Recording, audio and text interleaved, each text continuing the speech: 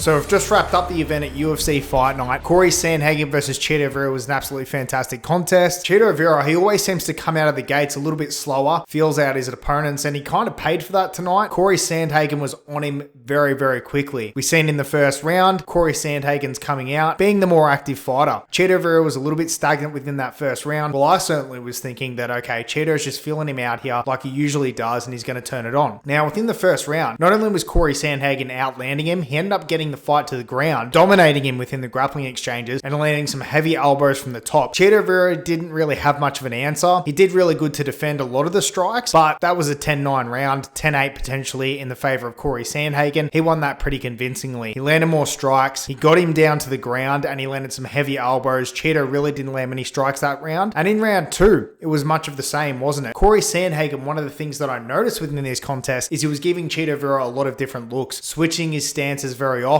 keeping Chito guessing. Chito didn't know which way the Cory Sandhagen was going to go, because I think Cory would have known that what Chito likes to do is read his opponents in the first two rounds and then go to work once he gets their timing. Now, he couldn't really do that against Cory Sandhagen because Cory was just all over the place within his movement. Not saying that he was going spastic, but he was very, very dynamic. He really kept Chito guessing and unsure of what he was going to do. And within the second round, he was completely outlanding Chito, smashing him to pieces on the feet from all different angles. And you could see Chito he didn't know what to do here. Cory got him on the ground again and was just dominating him within the grappling exchanges, dominating him on the feet. And I think after the first two rounds, Chito Vera only landed about 13, 14 strikes, whereas Cory Sandhagen landed over 120. Now that is just a massive discrepancy. And I could see within the corner after round number two that Chito Vera's coach was just asking him, what's going on? I know you're a slow starter here, and it just seemed that, Cory Sandhagen was going to dominate. But as we know, Chito Vera, the fighter that he is, comes out in the third round, and that third round was a lot more competitive. He was very active on his feet. I think he knew he was in trouble within this contest and really had to start turning it on.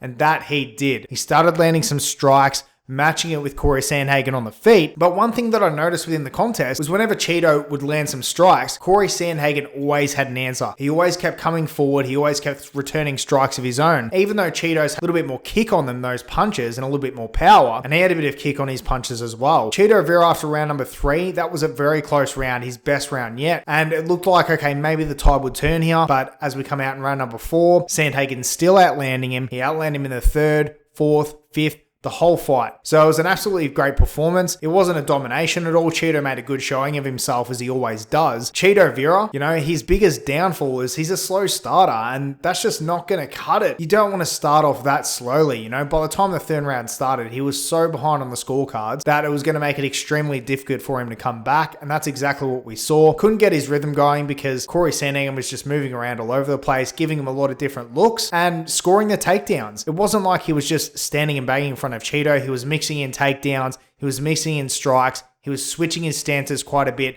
and moving around. Chito just couldn't get a read on him. In the fifth there, it was a little bit more even, but then we see Sandhagen get some takedowns. Got some takedowns, started wearing on Chito. Chito did actually turn it on within the last minute of that round, but it was too little too late. Cory Sandhagen did too much to win the bout by that point, and it was an all-round fantastic contest, all-round fantastic card. I think Cory Sandhagen has just made a stamp on this bantamweight division. Aljamain Sterling was in attendance, and he said his division is absolutely stacked, and who can argue with that? Who knows how long Aljamain Sterling will be able to stay at the top, especially now that Henry Cejudo is back. We'll see what happens, but fantastic fight. What do you guys think is next for Chito Vera? I still think he's very much at the top of that division, one of the best fighters on the planet. He just needs to fix a couple of little things within his game, and I think he's going to be right at the top with Cory Sandhagen over the coming years. So what do you guys think? What did you think of the contest? If you like this sort of content, please feel free to hit subscribe, but only if you're interested in the latest MMA news. Thanks very much for tuning in, and I'll see you all next time.